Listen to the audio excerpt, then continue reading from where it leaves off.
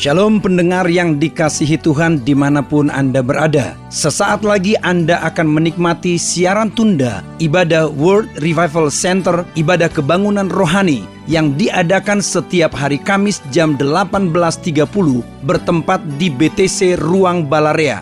Dalam ibadah ini kesembuhan selalu terjadi, dalam ibadah ini pengurapan selalu dicurahkan. Api Roh Kudus dicurahkan sehingga banyak orang mengalami pemulihan, mengalami kelepasan dan mengalami kesembuhan serta menerima berkat Allah yang luar biasa. Kami mengundang Anda untuk hadir dalam ibadah World Revival Center setiap hari Kamis pukul 18.30 bertempat di BTC Fashion Mall, lantai P1 Ruang Balarea. Selamat menikmati siaran tunda ini. Tuhan Yesus memberkati. Kami bersyukur Dia tahu nama saudara dan saya. Dia memanggil engkau dan aku dengan namanya, dengan namamu. Betapa Dia menghargai saudara. Dia tahu setiap air mata yang tercurah. Dan saat engkau memanggil Dia Bapa, ya Aba, ya Bapa, Dia mendengar doa kita. Yang percaya katakan amin. Terima kasih malam ini ibadah WRC perdana. Setelah 2 bulan kami ibadah online. Hari ini kami ibadah gedung. Kami bersyukur untuk kesempatan ini. Terima kasih, urapi hamba-Mu, urapi umat Tuhan. Baik yang ada di ruangan Balarea BTC ini maupun yang ada di rumah masing-masing. Dalam nama Yesus yang siap diberkati, angkat tangannya dan sama-sama berkata amin. Boleh beri tepuk tangan buat Tuhan. Prosper people say, I grow, I go, I glorify. Bagaimana kabar saudara? Sehat, kuat, makmur, panjang umur, awet muda. Katakan amin. Tos jarak jauh. Tepuk tangan, silakan duduk. Maka Bapak Ibu, kenapa sih perjanjian baru benar-benar disebut baru? Kamis lalu saya khotbah ada 6 perbedaan Old Covenant dan New Covenant. Malam ini saya mau sampaikan yang poin ketiga dan keempat. Saya ulang yang ketiga dan saya masuk yang keempat. Yang kelima, yang keenam, kalau waktunya masih nyandak, saya akan teruskan. Kalau nggak nyandak ya Kamis depan. Sabar ya. Enggak mau sabar, sabar ya. Amin, haleluya. Karena mall tutup jam 8. Sementara 3 lagi ini bisa 3 jam satunya saudara. Oke, number 3 saudaraku, perbedaan Old Covenant. Saya tidak bicara tentang Old Testament dan New Testament. Tapi saya bicara tentang Old Covenant, perjanjian yang lama dan perjanjian yang baru. Nomor 3. Perjanjian baru adalah perjanjian hidup yang baru. Perjanjian baru adalah perjanjian hidup yang baru. Maksudnya apa? Maksudnya Anda dan saya harus hidup dengan cara hidup, gaya hidup perjanjian yang baru. Perjanjian baru tidak dimulai dari Injil Matius pasal pertama. Itu New Testament dimulai dari Matius. Tapi perjanjian baru dimulai dari darah Yesus tercurah. Berarti saat Yesus wafat di kayu salib. Maka malam sebelum Yesus diserahkan, lihat baik-baik. Yesus mengambil cawan dan berkata, inilah cawan perjanjian baru. Maksudnya apa? Ini cawan perjanjian baru. Artinya perjanjian baru dimulai dari darah Yesus. Amin. Kurang mantap aminnya. Perjanjian baru adalah perjanjian hidup yang baru. Jadi Anda ingat, perjanjian baru adalah apa? Perjanjian hidup yang baru. Pengajaran perjanjian lama akan membuat otak Anda tumpul dan Anda mengeras pada kebaikan Tuhan. Contohnya orang Farisi ahli Taurat tahu Alkitab, tapi saudaraku menolak kebaikan Tuhan karena dia merasa dia bisa membuat Tuhan berkenan dengan apa yang dia perbuat. Itulah saudaraku. Tapi pengajaran perjanjian baru menyingkirkan selubung yang menutupi pikiranmu dan menyingkapkan kemuliaan Bapa. Next. Dalam perjanjian lama harapan terbaik Anda, baca sama-sama. Yang keras adalah apa? Oh iya, usaha perbaikan diri yang tak ada habisnya. Kenapa? Nggak pernah bisa baik. Halo? Itulah saudaraku, ya. Tapi dalam perjanjian baru, angkat tanganmu. Kamu adalah ciptaan baru. Yang tidak punya riwayat masa lalu. Benar-benar baru, grace. Bahkan Efesus 2 ayat 10, kamu ini buatan Allah diciptakan dalam Kristus Yesus. Yes, amin. Oke, saudaraku ya. Next, saudara. Lahir dari roh membuat Anda bukan lagi tawanan dosa. Tapi saudara dan saya, baca sama-sama, ahli waris bersama Kristus. Saudara dan saya bukan tawanan dosa. Saya mau tanya begini ya. Oke. Bapak Ibu, Ulangan 28. Ulangan 28 berkata gini. Jika kamu mendengarkan dan melakukan segala perintahku yang kusampaikan kepadamu hari ini, maka berkat ini akan mengalir kepadamu. A, B, C, D, E, Z. Bagus nggak berkatnya? Bagus. Pertanyaannya, bisa nggak mendengar dan melakukan segala perintah Tuhan? Tolong jawab, bisa apa enggak? Makanya saudaraku rapuh. Orang Israel berjanji, aku akan melakukan segala perintahmu. Minggu depan udah gagal. Berarti apa? Janjinya rapuh. Perjanjian itu gagal kalau salah satu pihak tidak menepati janji. Betul nggak? Jangan pikir kalau saudaraku itu nggak gagal. Ingat baik-baik, saya janji dengan Pak Irwan. Salah satu dari kami tidak menepati janji, perjanjian itu batal. Perjanjian itu gagal. Nah, orang Israel janji sama Tuhan, aku akan melakukan segala perintahmu. Mungkin bla bla bla bla bla. Hari itu dia janji dengan hebat sekali.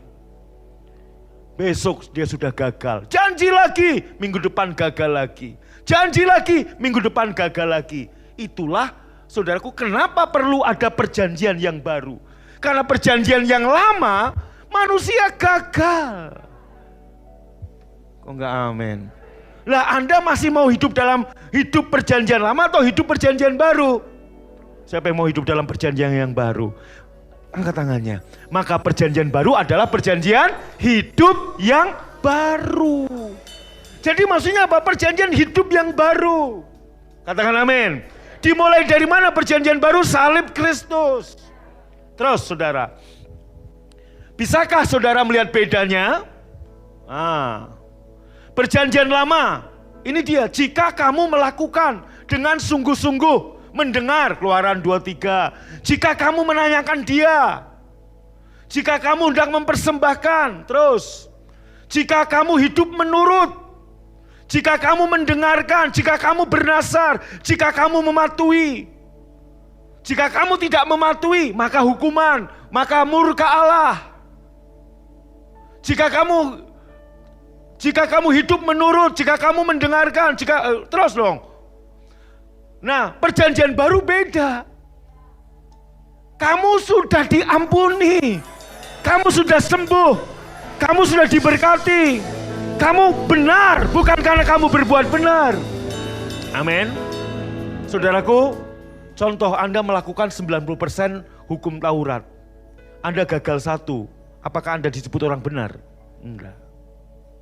Apa yang bisa mau kita sombongin? Enggak ada. Terus saudara, Anda dicintai, Anda kudus, Anda hebat, Anda diterima. Ini identitas Anda. Setan ingin mengecoh dengan berkata, katanya kamu dicintai Tuhan. Kok begini? Katanya kamu orang yang diberkati. Kok begini? Katakan sama setan, apapun keadaanku tidak membatalkan aku sebagai orang yang dikasihi, aku sebagai orang yang diberkati. Katakan amin. Amin. Tepuk tangan buat Tuhan. Ini dulu yang Anda tangkap. Nah, nomor 4 sekarang. Perjanjian baru adalah perjanjian kesatuan. Sama-sama baca, 2, 3, perjanjian baru adalah perjanjian baru adalah perjanjian kesatuan. Kenapa, Pak? Dalam perjanjian lama Tuhan ada dalam tempat yang seorang pun dari kita nggak boleh masuk. Tuhan berada di mana? Ruang Maha Kudus. Hanya imam besar yang boleh masuk ke situ. Itu pun setahun sekali. Dan resikonya mati. Kok enggak amin lah? Halo? Saya ulangi lagi, lihat saya baik-baik. Dalam perjanjian lama Tuhan ada. Tuhan, saudaraku, tinggal di tempat di mana saudara dan saya nggak bisa menghampirinya. Kok enggak amin ya? Lihat saya, fokus supaya Anda paham. Nih, saya gambarkan ini. Ini ruang Maha Kudus, ini ruang kudus, itu halaman. Yang boleh masuk ruang Maha Kudus hanya imam besar keturunan Harun. Orang Lewi itu hanya di ruang kudus. Dan anak Harun pun yang punya jabatan imam besar. Itu pun masuknya kapan, Pak? Nggak bisa tiap hari, nggak bisa tiap minggu. Setahun sekali. Membawa apa? Darah binatang. Untuk apa darah binatang? Dipercikan, ditutup pendamaian. Nah, Bapak Ibu, berarti apa? Tuhan ada di situ. Ini yang disebut, saudaraku. Ya, ini yang disebut selama langit dan bumi masih ada. Maksudnya apa? Tuhan ada di langit, Anda ada di bumi. Kita nggak pernah bisa menghampiri Dia. Itulah perjanjian yang lama. Sementara dalam perjanjian yang baru, dengarkan baik-baik. Tuhan bukan hanya bisa dihampiri, tapi Tuhan ada di dalam tubuhmu. Sebab firman Tuhan berkata, tubuhmu adalah bait Roh Kudus. Amin. Ayatnya mana ayatnya? 1 Korintus 3 ayat 16 ada. Lihat saudaraku. Baca sama-sama 1, 2, 3.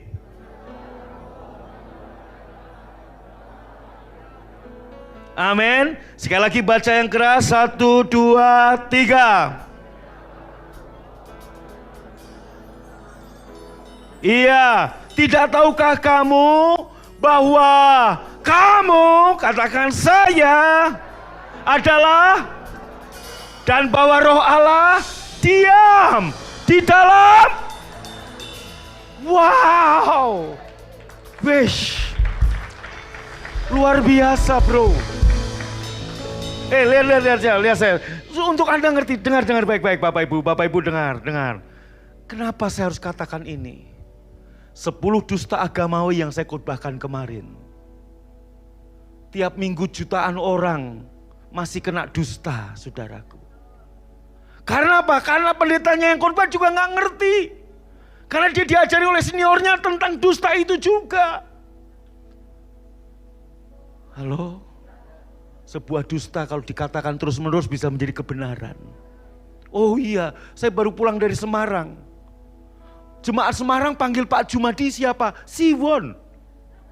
Gara-gara saya ngomong Jumadi Siwon, itu jadi kebenaran. Saya mau tanya, wajah Pak Jumadi dengan Siwon ganteng mana? Sama, kata orang Semarang, saudaraku. Nah, dusta. Contoh, maaf Bu, Pak, dengar. You yang dulu nikah, 90% gereja kalau nikah jemaah mempelai pria dan wanita ngomongnya apa? Aku akan setia dalam suka dan duka, dalam sehat dan sakit, dalam kaya dan miskin. Mana dul ayatnya? Karena itu dusta, karena udah terus menerus menjadi tradisi, dianggap benar. Gak ada itu. Loh, saudaraku, sakit Anda udah dipikul Yesus. Kelemahan Anda udah dipikul Yesus. Kemiskinan Anda udah dipikul Yesus. Kenapa lu masih mau ngucapin? Dan kamu sebut itu janji suci. Enggak suci itu janji. Masa setia dalam sehat dan sakit, kaya dan miskin.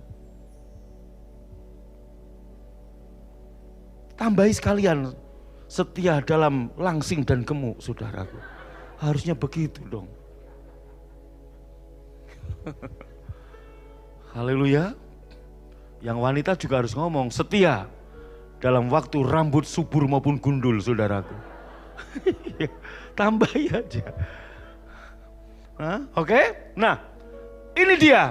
Perjanjian yang lama, Allah tinggal di satu tempat di mana engkau dan aku tidak bisa menghampirinya. Wow, jauh sekali.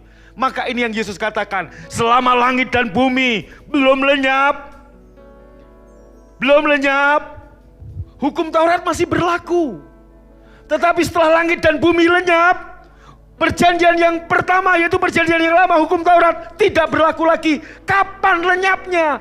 Saat Yesus mati, tirai bait suci terbelah, Anda dan saya bisa masuk menghampiri ruang Maha Kudus. Yang mengerti katakan amin. Haleluya. Yes, semangat muda. Amin. Jangan pernah ngomong Anda tua, oke? Amin. Kenapa? Sehat, kuat, makmur, panjang umur, awet muda. Yesus mati muda supaya kamu awet muda. Yesus, saudaraku, dengar, pendek umur supaya kamu panjang umur. Yesus mau sakit supaya kamu sehat. Yesus mau lemah supaya kamu kuat. Yes, amin. Halo. Galatia berkata, siapa yang dibaptis di dalam Kristus mengenakan Kristus. Tahu kata mengenakan Kristus? Saya beli kacamata online. Tiba-tiba 3 hari 4 hari kemudian kurir datang. Ini Pak Agung ya, rumahnya Pak Agung, betul. Saya mau ngantarkan kiriman, COD pembayaran. Kiriman apa? Kacamata. Mana kacamatanya? Enggak kelihatan. Dibungkus di dalam kardus. Dikasih solatif, dikasih lakban, di macam-macam. Mana kacamatanya? Enggak ada. Kenapa? Karena kacamata itu dibungkus. Sama. Kita nggak bisa lihat kacamata yang dibungkus itu. Nah, siapa yang dibaptis di dalam Yesus, dia mengenakan Kristus. Artinya apa? Kamu nggak kelihatan dengan COVID. COVID nggak bisa lihat kamu. Kemiskinan nggak bisa lihat kamu di mana kamu tinggal. Penyakit nggak bisa lihat kamu. Karena kamu tersembunyi di dalam Yesus. Amin. Ini identitas Anda yang baru. Amin. Maka berjalanlah dalam ketenangan, kemenangan, kekuatan yang baru. Oh, kalau 3 ayat 3 berkata, hidupku tersembunyi di dalam Yesus. Jadi kemanapun aku pergi, saudaraku dengar, setan gak bisa lihat aku, kemiskinan gak bisa menemukan aku, penyakit gak bisa menemukan aku. Bahkan dengar, waktu Bapa di surga melihat saudara, dia gak lihat saudara, dia lihat siapa? Yang membungkus saudara, Yesus. Makanya engkau juga dikasihi, engkau dikenan, engkau diberkati, karena engkau terbungkus di dalam Yesus.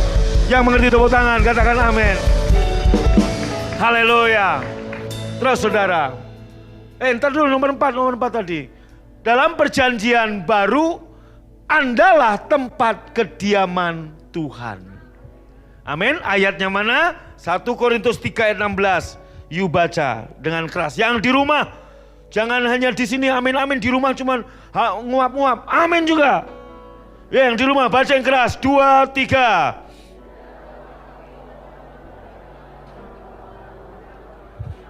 Ya, 1 ayat lagi. 1 Yohanes 4 ayat 17. Ini masih poin 4 ya, poin 4. Anda bersatu, baca sama-sama. 2, 3. Dalam hal inilah kasih Allah sempurna dalam kita, yaitu kalau kita punya keberanian percaya pada hari penghakiman. Karena sama seperti Dia, kita juga ada di dalam dunia ini. Maksudnya apa sih Om? Kita lihat versi lain supaya lebih memahami. 2, 3. Tolong baca dengan keras, pelan temponya. Kemudian Anda baca dengan baik, Anda akan mengerti. 1, 2, 3. Kasih kita supaya kita memiliki keyakinan pada hari, karena sebagaimana Dia, demikian juga kita di dalam. Maksudnya apa Pak? Maksudnya begini, Yesus waktu di dunia sempurna, kudus, dikasihi, dikenan Allah, dan tidak dihakimi oleh Allah. Halo? Nah, seperti Yesus ada dalam dunia, seperti itulah Anda dalam dunia. Yaitu apa? Yesus nggak pernah sadar kekurangan. Yesus sadar kelimpahan. Di tengah saudaraku 5.000 orang. Saudara 5.000 orang kelaparan, kalau disuruh pulang pingsan. Yesus sadar kelimpahan. Apa yang ada padamu? Andreas berkata, hanya 5 roti 2 ikan. Apa artinya? Come here, bawa ke sini. Yesus sadar kelimpahan. Saudaraku, di tengah kedukaan, Yesus sadar sukacita. Halo. Nah, seperti Dia hidup di dunia, seperti itulah Anda dan saya. Ini ayat ini bunyinya begitu. Kurang keras tepuk tangannya. Amin. Nangkep?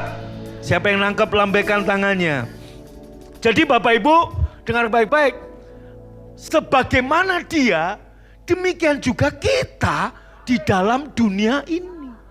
Ayatnya udah jelas, sebagaimana Dia, demikian juga kita di dalam dunia ini. Bapak Ibu, saya dibukakan hal-hal seperti ini sampai akhirnya saya, ada banyak doa-doaku yang salah dulu. Urapilah aku dengan minyak baru. Loh, sebagaimana Dia yang penuh pengurapan, dan saya juga sudah penuh pengurapan. Kok enggak amin? Jika kau tak besertaku, ku tak mau berjalan. Kapan Tuhan enggak beserta kamu? Kapan Tuhan ninggalin kamu? Kenapa kita nyanyi, jika engkau tak besertaku, aku enggak mau berjalan Tuhan? Lu Tuhan tanya, kamu ngerti Alkitab enggak? Aku bukan hanya beserta dengan kamu, tubuhmu baitku.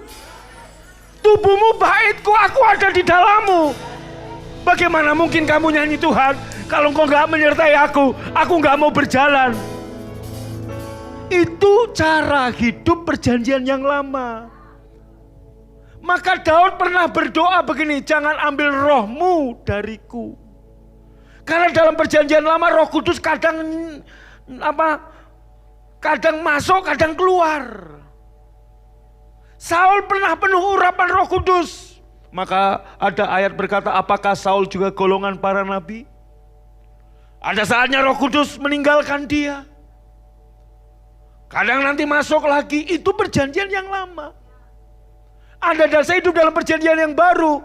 Tubuhmu bait Roh Kudus. Katakan, tubuhku bait Roh Kudus. Amin. Amin. Kurang mantap, amin. Haleluya. Jadi jangan lagi berdoa, Tuhan izinkan aku masuk ruang maha kudusmu. Loh, tubuhmu udah ruang kudusnya Tuhan. Tubuhmu dijadikan bait Allah. Maka jangan kotori tubuhmu. Ngerokok itu ngotori tubuh.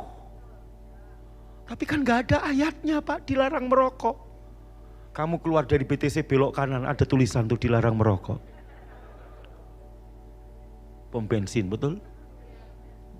Ada yang tanya, Pak saya tetap merokok masuk surga. Saya percaya Yesus. Lebih cepat bro.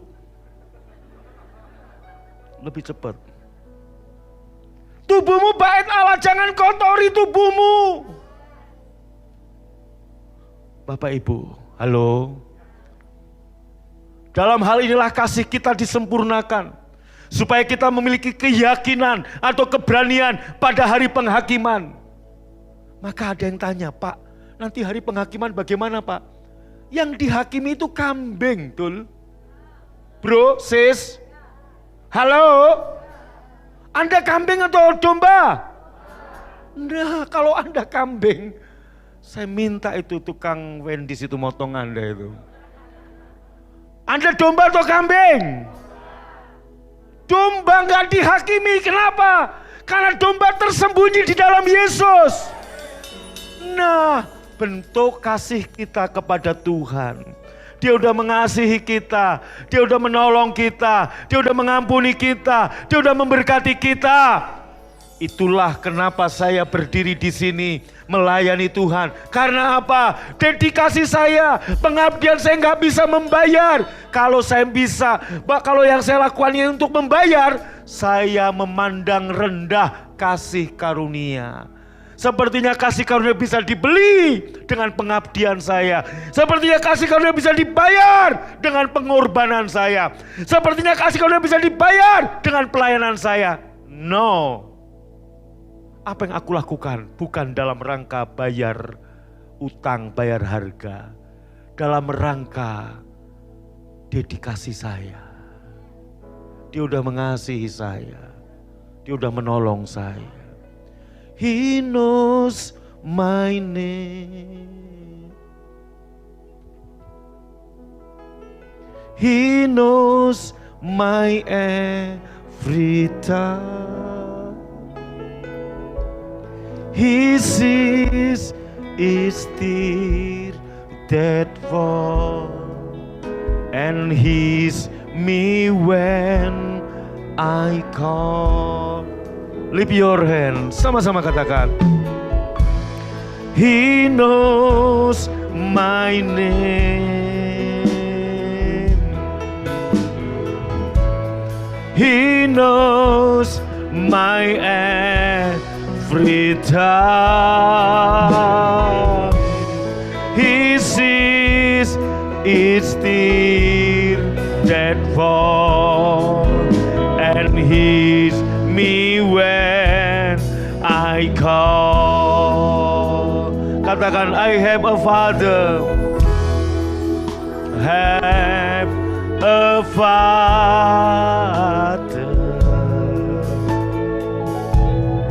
He calls me his own. Dia menyatakan Anda miliknya. Amin. He never leave me, no matter where. Kemanapun saudara pergi, Dia ada bersama kita. Oh, He knows my name.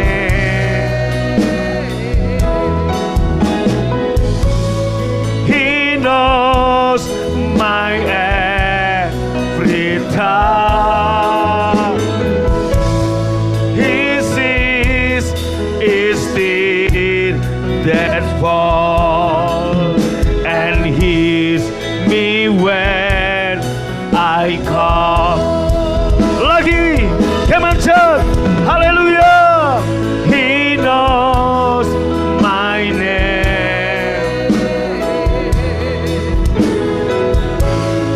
He knows my every time. He sees is tear that. Bapak Ibu yang di rumah, angkat tangannya. Setiap air mata, sabarlah dalam kesesakan. Dia tahu air mata yang jatuh. Haleluya. He knows my name. Amen. He knows my every time. He sees it tear that fall, and hears me when. Sekali lagi, yeah! He knows my name. He knows my every time. He sees is tear that fall, and hears me when I call, and hears me when I call, and hears me when I call.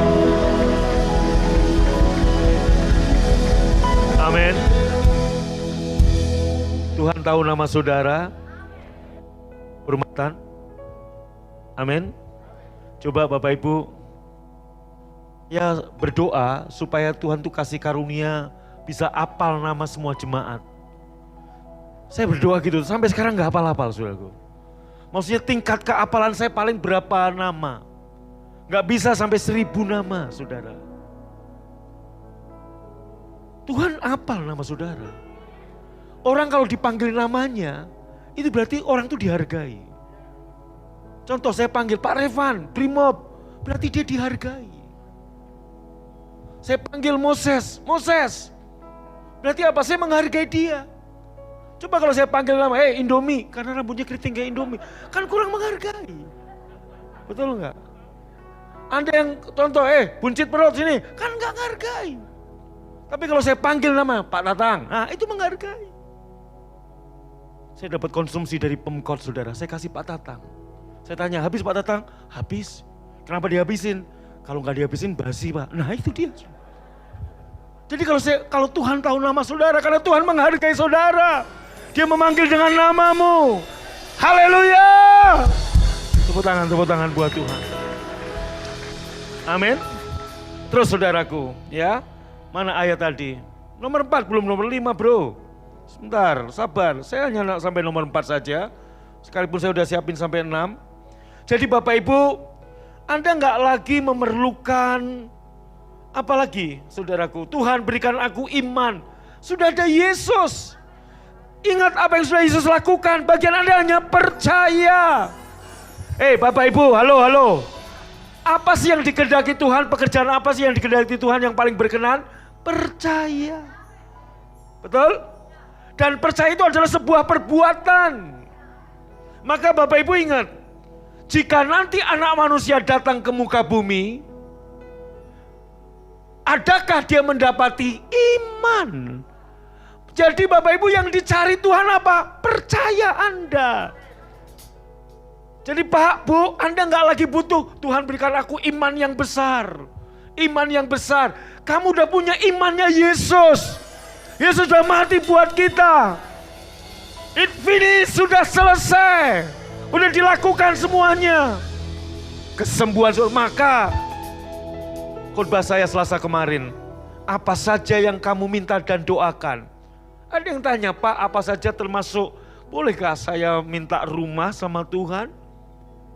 Izinkan saya bertanya. Pak, apakah kalau saya minta rumah Tuhan gak ngomong matre kamu? Bapak mana yang anaknya minta rumah, bapaknya bilang dasar matre? Enggak. Halo?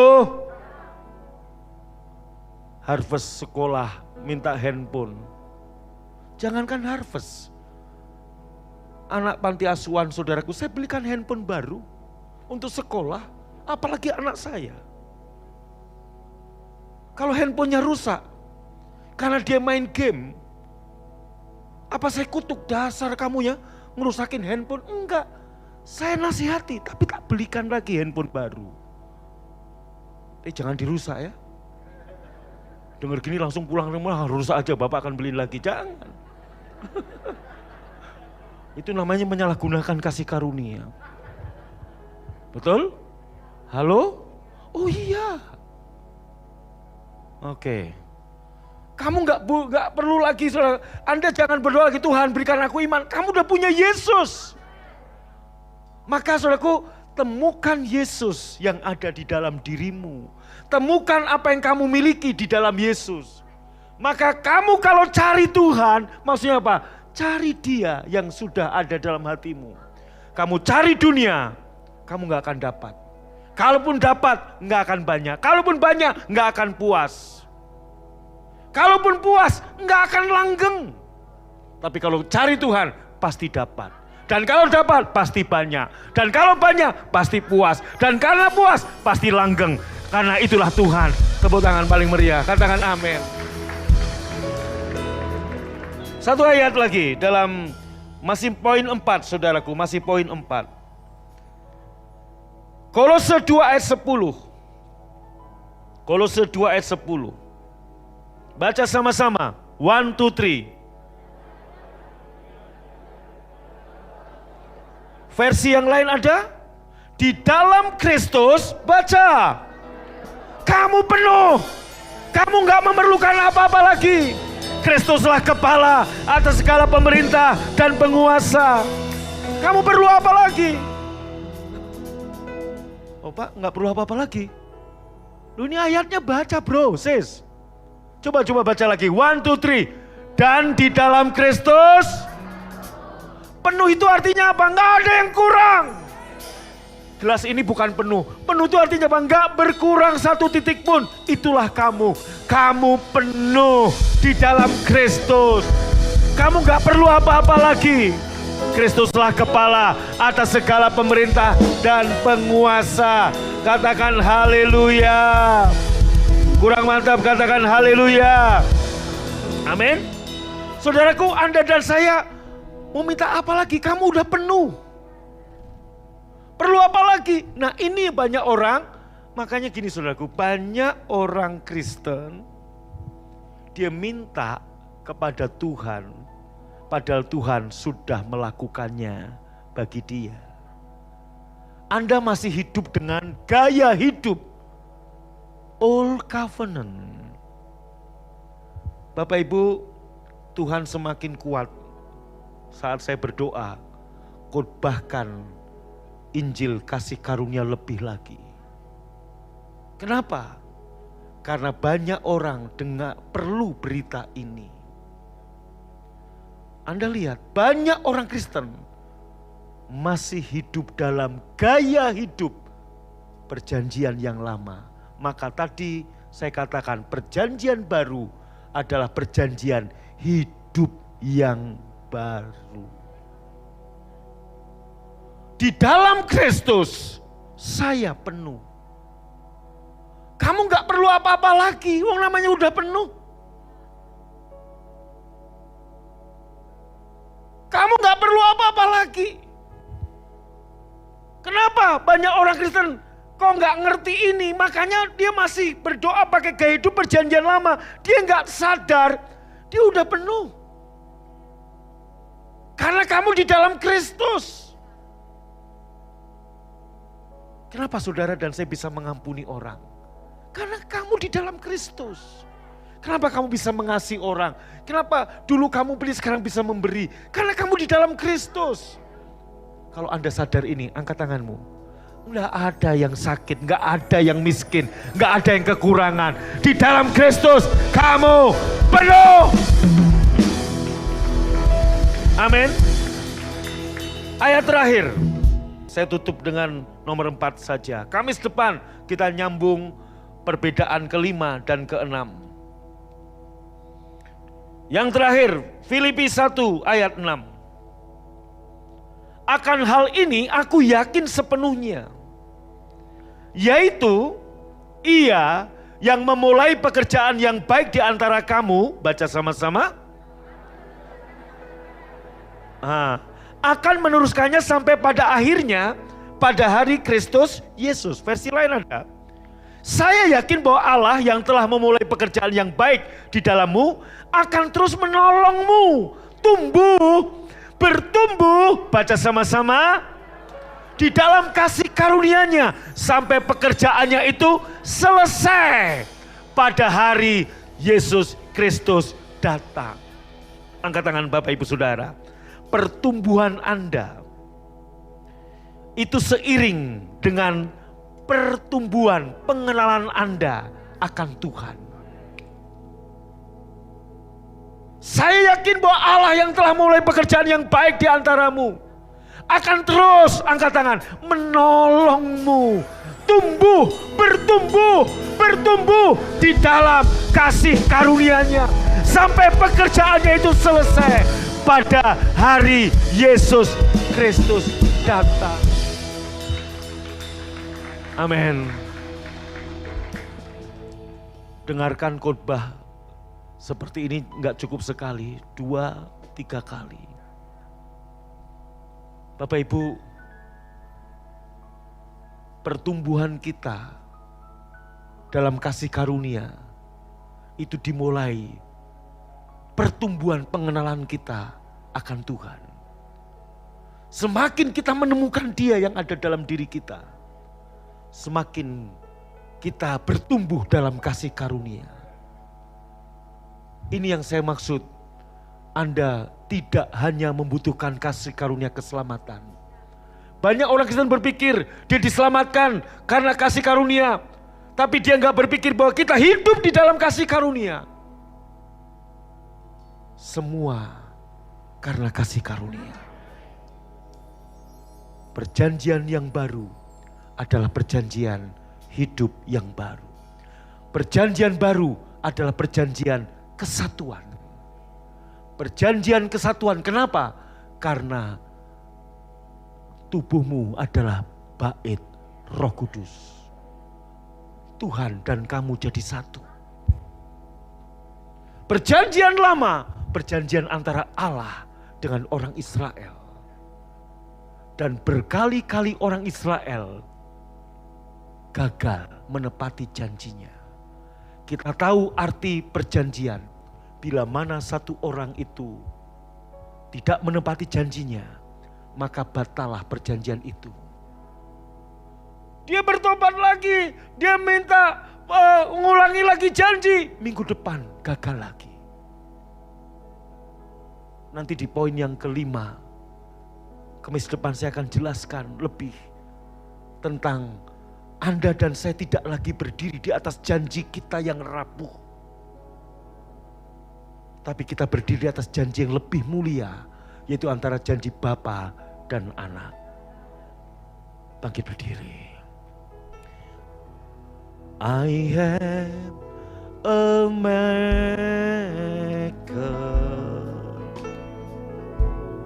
He formed my heart.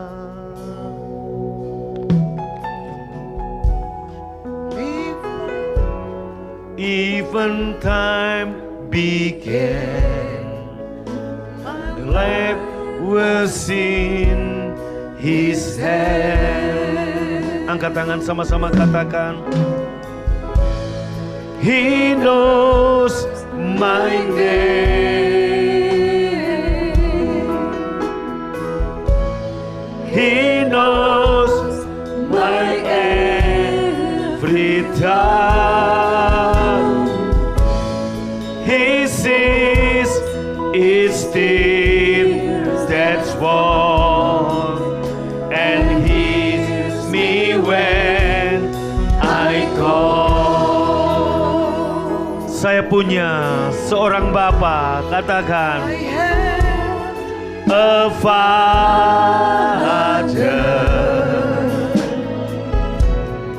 He calls me His own.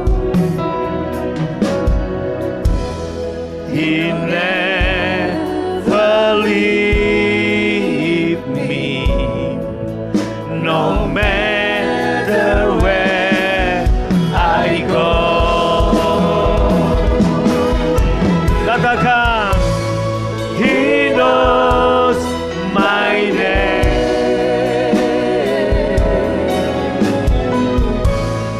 He knows my every thought.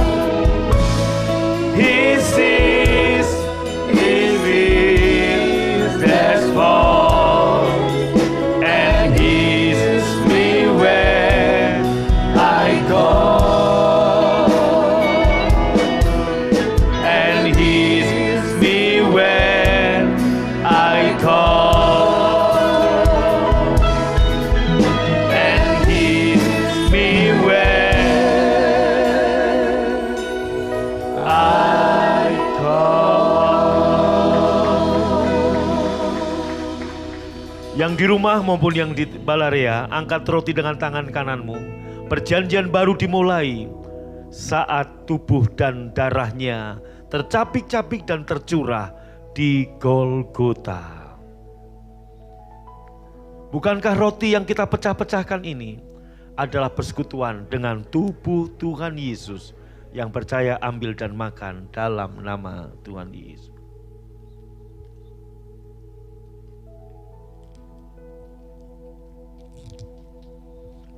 Yesus mengambil cawan dan berkata, inilah cawan perjanjian yang baru. Dari sini kita mengerti perjanjian baru dimulai dari saat darahnya tercurah di kayu salib. Dia mengambil cawan, memberikan pada murid-muridnya dan berkata, inilah darahku yang ditumpahkan bagi pengampunan dosa banyak orang. Ambillah, minumlah. Engkau yang percaya, ini darah Tuhan Yesus, ambil dan minum dalam nama Yesus. Angkat tangan, saya tegaskan, hidupmu tersembunyi di dalam Yesus. Siapa yang dibaptis di dalam Yesus? Engkau mengenakan Kristus. Setan gak tahu di mana engkau berada. Saat setan memandang Anda, dia gak menemukan Anda karena Anda tersembunyi di dalam Yesus. Kalau saya bicara setan, termasuk sakit, penyakit, kemiskinan, tidak bisa menemukan engkau di mana engkau tinggal. Engkau di dalam Yesus. Terima kasih Tuhan. Sebagai tanda syukur kami bawa persembahan kami. Kami kembalikan persepuluhan kami. Kami beri persembahan pembangunan. Berkati semua tangan yang menabur, baik yang transfer, baik yang e-money, baik yang cash, semuanya Tuhan lipat gandakan benih yang mereka tabur. Dan sebelum kami pulang, buka hatimu, angkat tanganmu. Damai sejahtera, kasih karunia dari Allah Bapa kita, dari Tuhan Yesus, dan persekutuan yang manis ya Roh Kudus menyertai memberkati engkau dari sekarang sampai selama-lamanya. God bless you. Tuhan memberkati kita semua. Yang diberkati percaya berkata amin. Anda baru saja mengikuti cuplikan siaran tunda ibadah World Revival Center yang terjadi di hari Kamis, jauh lebih dahsyat dari apa yang Anda dengar. Oleh karena itu, kami mengundang Anda untuk hadir dalam ibadah World Revival Center setiap hari Kamis bertempat di BTC Fashion Mall, lantai P1 Ruang Balarea pukul 18.30. Dan bagi Anda yang rindu didoakan, SMS kami di 0818218737. Untuk informasi hubungi 6126088. Tuhan Yesus memberkati.